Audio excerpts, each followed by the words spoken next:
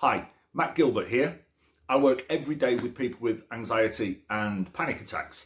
So let's look at how anxiety actually feels. So this video is kind of for anyone who perhaps you've got a partner with anxiety, a family member, one of your kids, something like that. And you're trying to understand what on earth is going on, and why they can't just snap out of it or just get up and do those things. Anxiety, when it kicks in, anxiety is very much like being afraid. Really, really afraid. Completely scared. Even though there isn't anything to be scared of. So I do understand how frustrating it is when, for example, your partner, for example, they're struggling with anxiety, and it seems difficult to understand because there isn't actually anything there that's frightening. As I say a million times, the streets are not full of lions and tigers, but for the anxious person, that fear is so incredibly real that it overtakes all of their logic. So if you say to an anxious person, what are you actually scared of? What's this all about? They probably won't be able to tell you. And that isn't because they're faking it. That isn't because it's not real or they don't want to tell you. It's because anxiety overtakes and overwhelms all of your regular emotions. It can attach itself to absolutely any aspect of life. And for some people, it attaches itself to all aspects of life because they haven't got help early enough.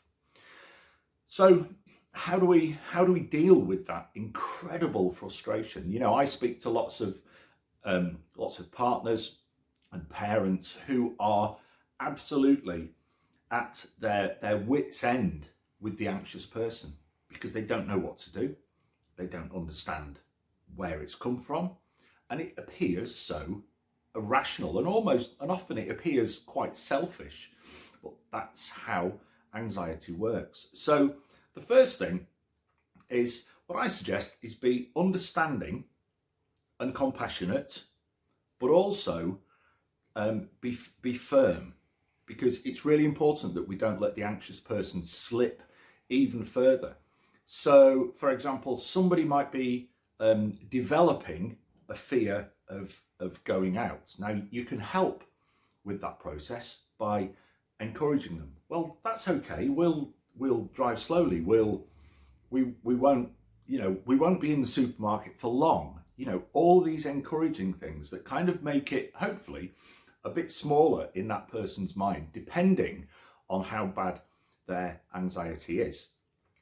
If the anxiety has reached what I call the runaway phase, that's where no amount of talking can get that person to do whatever it is, to go out, to socialise, to visit the family, to walk the dog. Really, really simple things. Anxiety will attach itself to anything, not just big events like giving a speech at a wedding, for example.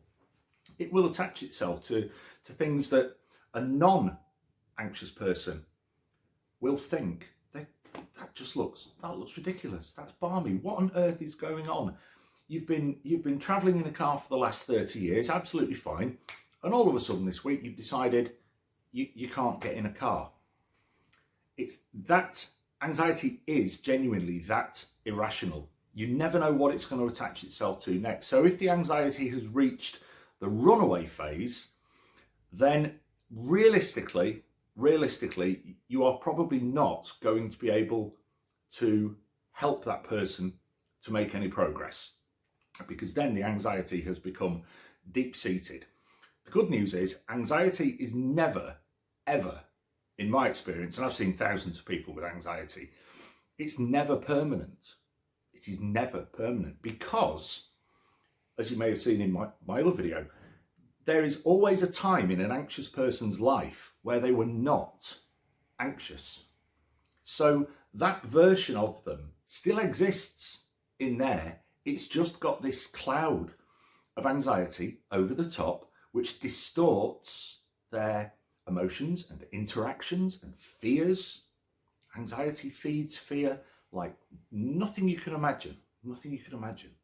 So if you're with somebody who has reached that threshold where nothing is helping and they're beginning to appear to be out of control with their anxiety, and it's really irrational, and they're getting really emotional and really fearful about things, and it's beginning to take over, that is the time where you need to say, okay, I've reached the limit of what I can do with that person.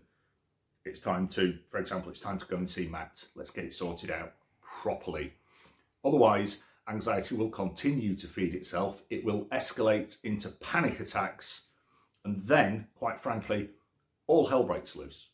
It still isn't permanent, which is good news, but it doesn't just take care of itself.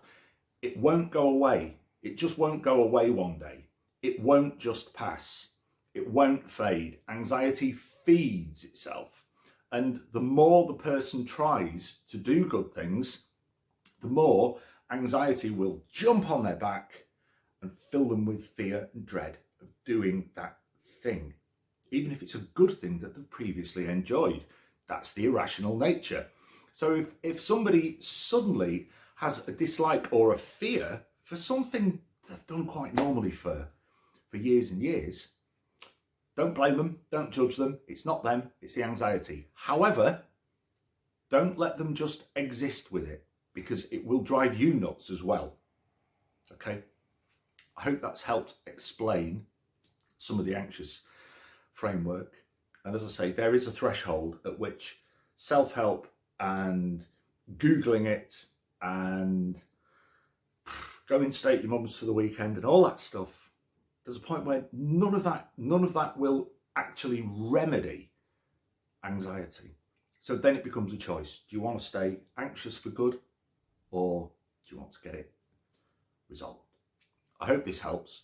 Leave any comments or questions in below, and please click like and subscribe. It helps a great deal.